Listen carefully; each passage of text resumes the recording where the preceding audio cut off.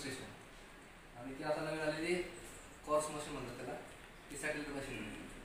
पहिल्यांदा याला कसं कुठंतरी हाईट उंचीवर लावून बांबू लावून मोजा लागायचा. हे लेझर मशीन आहे, हे लेझर सोडलं. आता हे डायरेक्ट नेट असेल, कनेक्शन असेल त्याला, डायरेक्ट आपण पाहिजे तिथं पॉईंट घेऊ शकतो. जिथं आपण ती मशीन फिरवून तिथला प्रत्येक अडचण जरी असली किंवा उभं पीक जरी असलं, झाडं जरी असली, तरी याला कसं ऑब्स्ट्रक्शन असल्यामुळे झाडात पाणी घेता येत नव्हतं, घराच्या मागचं पाणी घेता येत नव्हतं. पण आता याला आपण पाहिजे तिथं पाणी घेऊ शकतो. पाहिजे ते आपलं जे ट्रॅक्टर त्या अवेलेबल अधिक मला दाखवतो.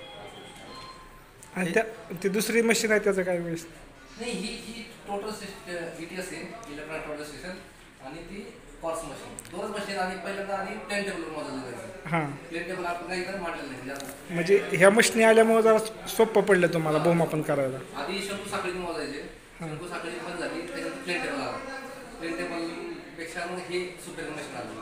पण याला कसं अडचण असेल, उभं पीक असेल, ऊस असेल, ऊसाच्या पलीकडे दिसत नाही, झाड असेल, झाडाच्या पलीकडे दिसत नाही, घर असेल, त्याच्यामुळे आता यासाठी मशीन आले. त्याचे बेस आहेत प्रत्येक ठिकाणी. दर 70 किलोमीटरला बेस बसलेले आहेत शासनात, 300 बेस बसलेले पूर्ण महाराष्ट्रात.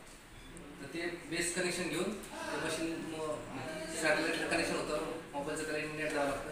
त्यानंतर ते पाहिजे तिथं पॉईंट आणि त्याचे इस्टिमेटवर पॉईंट घेतले याच्यावर. आता शेतीचे संपूर्ण याच्यावर द्या ह्या दोन्ही मशीनीवर शेती सगळे दोन्ही मोजतात. पण आता शक्यतो इच्छाच मोजत नाही, शक्यतो त्याच मशीन मोजतात. ॲडव्हान्स टेक्नॉलॉजी झाली.